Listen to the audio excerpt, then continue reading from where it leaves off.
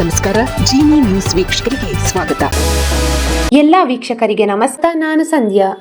ವೈದ್ಯಕೀಯ ಸೀಟು ಕೊಡಿಸುವುದಾಗಿ ಹಣ ಪಡೆದು ವಂಚನೆ ಮಾಡಿದ ಪ್ರಕರಣದಲ್ಲಿ ಮಾಜಿ ಸಚಿವ ಜಾಲಪ್ಪ ಅವರ ಸೊಸೆ ನಾಗವೇಣಿ ದೋಷಿ ಎಂದು ಜನಪ್ರತಿನಿಧಿಗಳ ವಿಶೇಷ ನ್ಯಾಯಾಲಯ ಆದೇಶ ಹೊರಡಿಸಿದೆ. ದೋಷಿಗೆ 5 ವರ್ಷ ಜೈಲು ಶಿಕ್ಷೆ ವಿಧಿಸಿ ಕೋರ್ಟ್ ತೀರ್ಪು ನೀಡಿರುವುದು ಕಂಡುಬಂದಿದೆ. ವಂಚನೆ ಪ್ರಕರಣಕ್ಕೆ ಸಂಬಂಧಿಸಿದಂತೆ ಪ್ರಕಾಶ್ ಕುಮಾರ್ ಯಾರಪ್ಪ ದೂರು ದಾಖಲಿಸಿದ್ದರು. ವೈದ್ಯಕೀಯ ಕಾಲೇಜಿನಲ್ಲಿ ಮ್ಯಾನೇಜ್ಮೆಂಟ್ ಕೋಟಾದಡಿ ಸೀಟು ಕೊಡಿಸುವುದಾಗಿ 45 ಲಕ್ಷ ರೂಪಾಯಿ ಹಣ ಪಡೆದು ವಂಚಿಸಲಾಗಿದೆ ಎಂದು ಆರೋಪಿಸಿದ್ದರು. ಜಾಲಪ್ಪ ಪುತ್ರ ಜೆ ನರಸಿಂಹಸ್ವಾಮಿ ಮತ್ತು ಸೊಸೆ ನಾಗವೇಣಿ ವಿರುದ್ಧ ಆರೋಪ ಹೊರಿಸಿದ್ದರು ಎನ್ನಲಾಗಿದೆ. ಸೀಟು ಕೊಡಿಸಲು 45 ಲಕ್ಷ ರೂಪಾಯಿ ಹಣ ಪಡೆದಿದ್ದರು. ಸೀಟ್ ದೊರೆಯದ ಕಾರಣ ಹಣ ಹಿಂತಿರುಗಿಸಲು ನರಸಿಂಹಸ್ವಾಮಿ ಅವರು 2 ಚೆಕ್ ನೀಡಿದ್ದರು. 25 ಲಕ್ಷ, 20 ಲಕ್ಷ ಮೊತ್ತದ 2 ಚೆಕ್ ಕೊಟ್ಟಿದ್ದರು. ಆದರೆ 2 ಚೆಕ್ಗಳ ಬೌನ್ಸ್ ಆಗಿದ್ದವು. ಬಳಿಕ ಪ್ರಕಾಶ್ ಕುಮಾರ್ ಯಾರಪ್ಪ ಕೋರ್ಟ್ ಮೆಟ್ಟಿಲೇರಿದ್ದರು.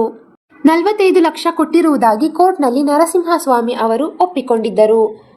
ದೋಷಿ ಎಂದು ಆದೇಶಿಸಿದ್ದ ನ್ಯಾಯಾಲಯವು ಆರೋಪಿಗೆ ದಂಡ ವಿಧಿಸಿತ್ತು. 65 ಲಕ್ಷ ರೂಪಾಯಿಗಳ ದಂಡ ವಿಧಿಸಲಾಯಿತು. ಅದರಲ್ಲಿ 64,95,000 ರೂಗಳನ್ನು ದೂರುದಾರರಿಗೆ ಪರಿಹಾರವಾಗಿ ನೀಡಲು ಆದೇಶಿಸಲಾಯಿತು. ದಂಡ ಪಾವತಿಸದಿದ್ದರೆ 6 ತಿಂಗಳ ಸರಳ ಕಾರಾಗೃಹ ಶಿಕ್ಷೆ ವಿಧಿಸಲಾಯಿತು. ಈ ಆದೇಶವನ್ನು ಪ್ರಶ್ನಿಸಿ ಆರೋಪಿಯು 82ನೇ ವಿಶೇಷ ನ್ಯಾಯಾಲಯಕ್ಕೆ ಮೇಲ್ಮನವಿ ಸಲ್ಲಿಸಿದ್ದರು. ಆದರೆ ಕೋರ್ಟ್ ಆದೇಶವನ್ನು ಎತ್ತಿ ಹಿಡಿದಿತ್ತು. ವಿಚಾರಣೆ ಬಾಕಿ ಇರುವಾಗಲೇ ನರಸಿಂಹಸ್ವಾಮಿ ಅವರು ಮೃತಪಟ್ಟರು. ಈಗ ಅವರ ಪತ್ನಿ ನಾಗವೇಣಿ 2ನೇ ಆರೋಪಿ ಆಗಿರುವುದರಿಂದ ಅವರಿಗೆ ಕೋರ್ಟ್ ಶಿಕ್ಷೆ ವಿಧಿಸಿದೆ ಎಂದು ವರದಿಗಳು ತಿಳಿಸಿವೆ.